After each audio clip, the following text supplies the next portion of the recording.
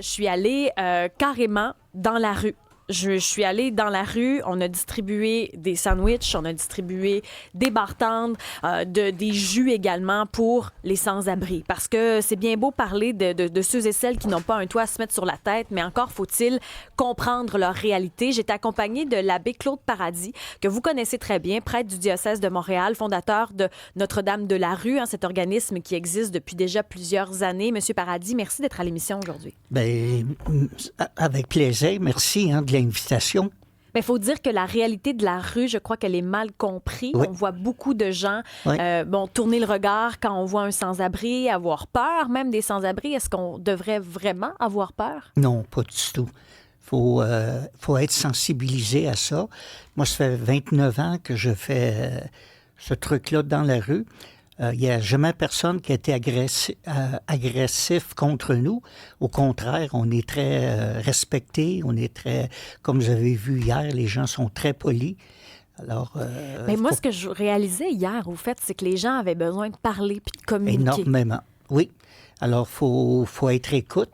Lorsqu'on écoute, tout à coup, ils deviennent quelqu'un. Alors, il ne faut pas avoir peur. Il faut prendre le temps de les écouter. Alors, il faut être présent à eux. Moi, quand je parle avec quelqu'un, il n'y a plus rien qui existe. Je suis là pour cette personne-là, que pour elle. Et ainsi de suite, au courant de la soirée. Il faut dire que la situation s'est détériorée. À partir de quoi Ouais. la pandémie, on dit qu'on dénombre. On n'est pas capable de dénombrer le nombre de sans-abri parce qu'ils bougent beaucoup. Il y en a qui sont invisibles aussi. On ne sait pas comment il y en a, mais il y en a en tas. Là. Ah, c'est épouvantable. Il y en a de plus en plus. Depuis le 1er juillet, il y a beaucoup de personnes qui ont été évincées de leur loyer. Alors, c'est des nouvelles personnes qu'on rencontre. Là, il y a des mères monoparentales qui viennent avec leurs enfants. Alors moi, quand les enfants viennent, ça, j'ai de la difficulté avec ça. On est à Montréal, là. Je suis pas dans un autre endroit. Alors ça, j'ai de la difficulté lorsque les enfants viennent manger. On leur donne comme un sac d'épicerie. Ils mangent tout de suite les sandwichs. Et on voit qu'ils mangent ça avec... c'est assaisonné par la faim, le sandwich. Alors ça me dérange aussi, là, beaucoup. Est-ce que c'est nouveau, ça? Oui. Le visage de la pauvreté change, on le dit souvent, mais est-ce que c'est nouveau que vous voyez des gens de tout âge dans la rue à Montréal, donc des enfants, c'est grave? Oui, et puis il y a beaucoup en santé mentale. Il y en a plus qu'il y en avait. Il y a beaucoup de jeunes aussi qui sont à la rue, qu'on avait moins... Puis là, il y a toutes les nouvelles drogues, la drogue du zombie qui fait des ravages. Là. Les gens viennent tous difformes, ils peuvent être pliés en deux pendant des heures. Alors, ça crée aussi des jeunes filles, ont comme des bobos. Il y en a qui Dans perdent... le visage, dans le là, visage. ça fait des espèces de gales. Oui, puis il y en a qui perdent leurs dents. Alors, imaginez-vous à l'intérieur, qu'est-ce que ça peut faire? C'est quoi la drogue zombie exactement? Est-ce qu'on sait ce que c'est? C'est un dérivé, c'est fait en laboratoire. Il y a toujours du fentanyl, il y a dans tout. Là. Alors, il peut y avoir toutes sortes de choses là, dans cette drogue-là. Là. C'est chimique, c'est très dangereux. Alors, faut se méfier de ça. Et c'est des jeunes qui consomment ça. Là. Est-ce que c'est ça qu'on retrouve dans les rues de Montréal présentement? Parce que la drogue, c'est un problème. Oui. Dans nos rues en ce moment, les vendeurs sont très peu punis.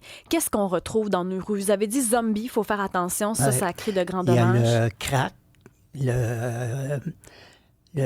voyons, je cherche le mot. Fentanyl? Oui, fentanyl, ça, il y en a dans tout. Là, dans tout. Crystal Med, ça aussi, c'est populaire dans la rue. Médicaments de rue aussi. Boissons, alors ils mélangent tout ça ensemble. Alors ça fait tout un ravage. Là. À des fois, il y a des jeunes filles qui prennent comme du zombie et 1 an après, on a peine à les reconnaître à cause du changement. Jeunes filles prennent ça pour la prostitution. Ils prennent de la drogue pour se prostituer parce qu'à jeun, ils ne peuvent pas. Et ils couchent avec des gars pour acheter la drogue. Alors, c'est un circuit qui n'arrête jamais. Là. C'est difficile d'empêcher ça. Alors, il faudrait qu'il y ait plus d'organismes sur le terrain parce qu'il y en a moins. Il y en a, là, il y en a, mais il n'y en a pas assez. Au nombre de personnes de sans-abri, là, il en faudrait beaucoup plus. Vous voyez dans les dernières années, disons peut-être, c'est quoi, depuis la pandémie, que c'est vraiment pire? Vous voyez, ça fait presque 30 ans que vous êtes sur le terrain, vous faites le tour du Québec. Vous voyez vraiment qu'on est en train d'échapper le bateau, là. Ah oui, tout à fait. Je pense que Montréal, on a perdu le contrôle, là, malheureusement. Là. Il faudrait qu'il y ait plus d'efforts du gouvernement, de la mairesse, mais ça, c'est pas évident non plus. Là, mais il faudrait avoir plus d'aide à ce niveau-là. Julie Grenier, qui est avec nous également ce matin, porte-parole au mouvement pour mettre fin à l'itinérance à Montréal. Vous avez le même son de cloche de votre côté, ce que Claude Paradis nous raconte? Et je trouve que l'abbé Paradis fait un excellent topo de la multiplication des visages, de la diversification des visages, qui est surtout signal là, d'une grande fragilité, d'une grande précarité des gens, je pense, qui va en s'accentuant. Et ça met au défi à peu près tout, je pense. On parlait de drogue, on parle d'éviction. À un moment donné, on s'en parlait avant d'arriver avec vous. Mais tu sais, des fois, c'est la chaîne. Qu'est-ce qui commence où? Ça peut être une éviction d'une personne qui allait bien et qui, au final, bien, se met à avoir des fréquentations hautes parce qu'elle est dans un milieu haut et tombe rapidement. Alors, tout ça nous ramène aussi, je pense qu'il y a un phénomène dont on parle très peu. Et c'est la prévention. Et la prévention, ça va de toutes sortes de façons, mais ça commence aussi par un filet social puis une réalité sociale qui permet d'éviter de tomber dans la précarité et la pauvreté extrême. On est-tu trop individualiste pour créer un filet social? Est-ce qu'on est vraiment capable d'aider son prochain? Vous le faites très bien, les deux, là. Mais est-ce que vraiment, comme collectivité, on est capable d'aider son prochain en 2025? J'ai l'impression, puis j'ai peut-être des lunettes roses, que les gens se réveillent. Au mouvement, vous savez, on a des membres OSBL, donc les grands joueurs que vous retrouvez sur le terrain, là, la Mission Bon Accueil, Old Brewery, le Chaînon, la Maison du Père, etc. Mais on a aussi des membres corporatifs, on a des membres d'affaires, dont la Chambre de commerce du Montréal métropolitain, le Palais des Congrès. Les gens veulent mettre l'épaule à la roue et se retournent beaucoup vers nous en disant, bien, qu'est-ce qu'on peut faire en commun là, pour aider, Qu'est-ce nourrir. qu'on peut faire pour aider? Bien, écoutez, on parlait, on a des experts maintenant sur le terrain, les organismes dont je vous parle et plusieurs autres avec qui l'abbé Perron collabore également, ont développé des programmes et des solutions incroyables, tant au niveau de la prévention qu'au niveau de la réaffiliation en logement. Okay? Donc, de ramener une personne sous un toit. Maintenant, je dis toujours, c'est le format Costco que ça nous prend, là. Il faut être capable de produire en masse et il faut aussi être capable, comme je vous disais, d'agir en prévention, d'arrêter qu'il y ait des nouveaux arrivants. Parce qu'on peut toujours, je parle de nouveaux arrivants à la rue, là, bien entendu, si à chaque fois qu'on sort une personne de la rue, il y en a 5 nouveaux qui entrent, le phénomène se nourrit de lui-même. Et le piège dans lequel on est tombé, c'est le piège des mesures d'urgence. Et on nourrit donc des mesures d'urgence pour avoir l'impression qu'on agit, mais on n'agit pas à la racine. Le campement Notre-Dame... Mais là, c'est ça, là. Oui. Aujourd'hui, à 9h30, on devrait avoir un petit peu plus de détails là, sur le démantèlement. Ça fait 3 fois qu'on le repousse. C'est pas une bonne idée, ça, de démanteler. Mais vous savez, le campement Notre-Dame, la dernière fois qui a été démantelé, là, en 2021, le grand démantèlement, ça a donné lieu à l'ouverture de l'Hôtel-Dieu, où on avait, avec des organismes, placé les personnes là-bas. Là, on est 4 ans plus tard, là, donc c'est le jour de la marmotte, là. Ça veut dire qu'on a fait un cycle complet. On a aussi eu des succès durant cette période-là, puis j'aimerais ça les souligner. Quand le campement a été démantelé puis qu'on a amené les gens à l'Hôtel-Dieu, il y a eu un programme qui est parti qui s'appelle le programme Bienvenue. C'est Mission Bon Accueil, notamment, qui s'en occupe beaucoup. Et on appelle ça eux autres, ils font de l'accompagnement, des entrées rapides en logement. Ils ont fait des ententes avec à peu près 200 propriétaires sur l'île de Montréal. Depuis 2021, c'est que 503 personnes, bien précisément, qu'ils ont entrer en logement rapidement, là, des gens, des nouveaux arrivants à la rue, là, de cette façon-là. Et dans 88 % des cas, ces gens-là sont encore en logement aujourd'hui. Donc, il est possible, dans un effort collectif, encore une fois, donc avec l'accompagnement spécialisé, avec un propriétaire qui veut bien et avec une personne qui veut bien aussi et qui est encore, ceci dit, il y en a qui disent « Ah, c'est des cas faciles, c'est les gens qui viennent d'arriver. » là. Mais 50 % de ces gens-là sont issus des campements, à peu près. Bien, au fait, ça veut dire que quand ils viennent juste d'arriver, c'est le temps, là, parce que, je veux dire, sinon, on devient ce qu'on appelle un sans-abri chronique, où là, c'est plus difficile de réintégrer la société. Là. Et on peut entrer dans la spirale dont nous parlait aussi l'abbé Perron. En même temps, idéalement, c'est avant d'en arriver là. Donc, c'est pas nécessairement... C'est dans la prévention, puis il y a plusieurs organismes qui en font. La Maison du Père a un excellent programme, puis les gens peuvent y contribuer. Eux autres, dans le fond, quand un propriétaire est inquiet, quelqu'un va perdre son logement, il peut faire affaire avec eux. Ils sont capables de prendre une entente, puis subventionner la personne pour qu'elle puisse faire une entente pour rester, puis essayer de s'en sortir avant qu'il soit trop tard.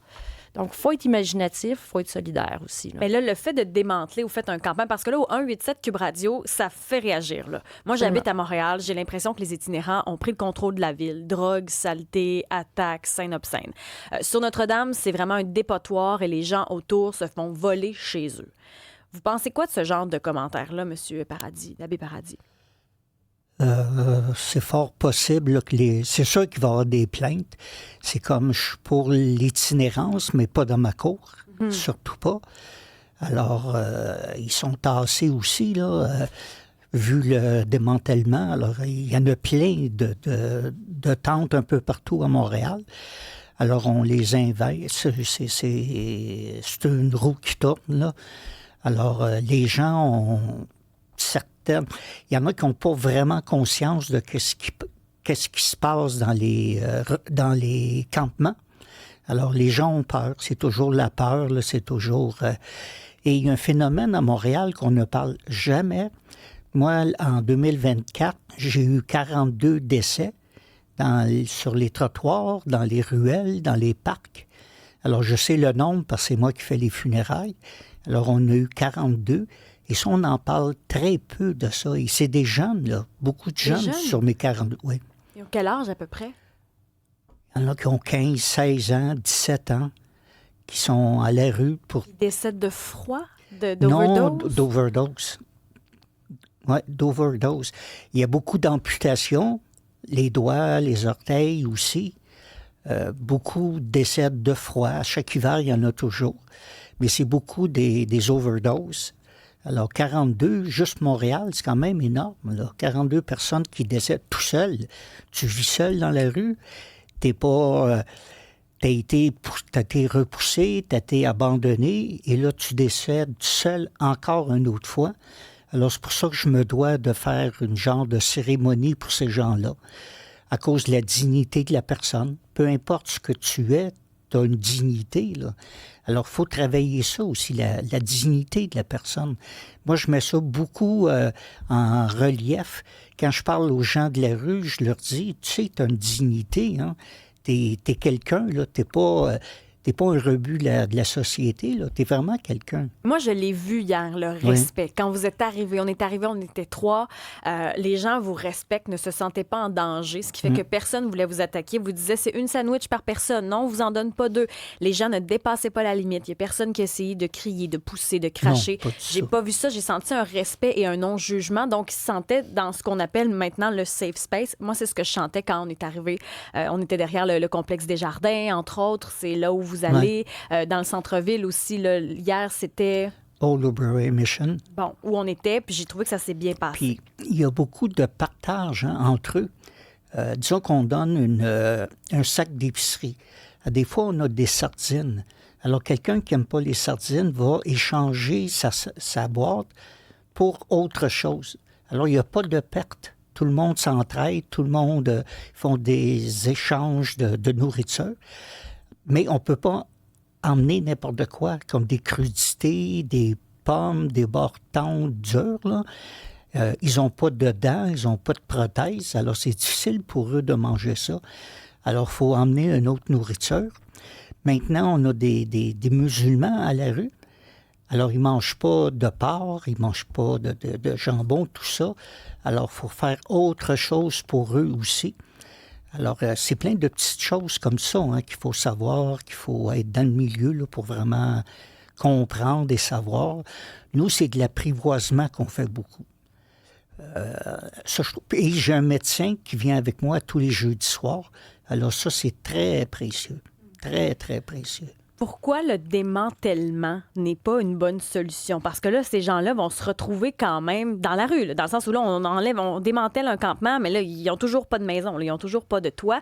Ce serait quoi la solution? Parce qu'il y a eu une espèce de document de 300 pages là, qui a été fourni à la ville pour savoir qu'est-ce qu'on doit faire. J'ai l'impression qu'on a de la difficulté à trouver des solutions. Ça serait quoi les solutions? Comme je vous dis, il y a eu un effritement. Et démanteler, là, aujourd'hui, c'est sûr que c'est pas une solution. En même temps, on parlait de dignité humaine. C'est pas une solution digne de laisser non plus des gens, en 2025, à Montréal, vivre dans un campement. C'est pas normal que des gens doivent se résoudre à ce mode de vie-là. Donc, vous allez me trouver redondante, mais ça revient à mon propos du début. Ça veut dire qu'on a, d'une certaine façon, pas baissé les bras, mais du moins failli depuis plusieurs années en prévention, de sorte que les prix des logements ont augmenté, des gens se font évincer pour toutes sortes de raisons. On a le phénomène des drogues. Donc, on nourrit un phénomène. Alors là, ce qu'il faut se dire socialement, c'est qu'il faut mettre un stop à ça, là. Alors, tout de suite, maintenant, ces gens-là, effectivement, vont être dans un grand désarroi. On les déracine. Là. On les déracine. Les riverains qui sont aux côtés, qu'on peut comprendre, là, d'avoir des inquiétudes. Il y a un phénomène qui est normal, là, de se sentir, ébranlé. Mais je pense pas que ça va être mieux non plus demain matin. Là, ces gens-là vont devoir se retrouver ailleurs, vont donc aller peut-être s'isoler encore plus loin avec les autres risques que cela suppose. Donc, et on peut être tenté en ce moment de dire, bon, là, on va ouvrir un grand endroit pour mettre toutes ces personnes-là. Est-ce que c'est une bonne idée non plus? Bien, on va nourrir le phénomène encore. Je pense qu'il est temps qu'on se dise, stop. Est-ce qu'on est en train de créer un Vancouver 2? Parce qu'à Vancouver, on le voit, là, il y a une rue, entre autres, où quand la pénombre s'installe, on dirait que c'est comme quand un festival ouvre ses portes. Là, on voit tous ceux et celles qui n'ont pas de foyer, finalement, s'installer dans la rue, se tenter. Il y a un gros phénomène à Vancouver avec les problèmes de drogue. Est-ce qu'on est en train, à Montréal, de devenir Vancouver? On en parlait il y a quelques années déjà, mais là, c'est comme si la situation s'empire tellement avec le prix des logements, avec la drogue, où on ne punit pas, finalement, ceux et celles qui en fournissent. Est-ce qu'on devient Vancouver? Je pense pas qu'on est rendu là. Et puis, comme je vous dis, moi, j'aime toujours demeurer optimiste, mais je pense qu'il faut regarder avec attention et peut-être un peu d'inquiétude, effectivement, l'amplification du phénomène, là. Et vous, qu'est-ce que vous en pensez, l'abbé Paradis? Oui, tout à fait. Oui, c'est beaucoup ça. Alors, c'est toujours la peur. Hein. Les gens ont tellement peur. Ils ont peur c'est normal qu'ils aient peur. Et c'est pas normal qu'ils aient peur de ces gens-là. Alors, ces gens-là ne nous sauteront pas dessus. Il y a pas Ils forment comme une famille parce qu'ils n'ont jamais eu de famille. Ils ont été trimballés un peu partout d'une famille d'accueil à l'autre, les centres jeunesse. Alors, ça, on en retrouve dans la rue aussi.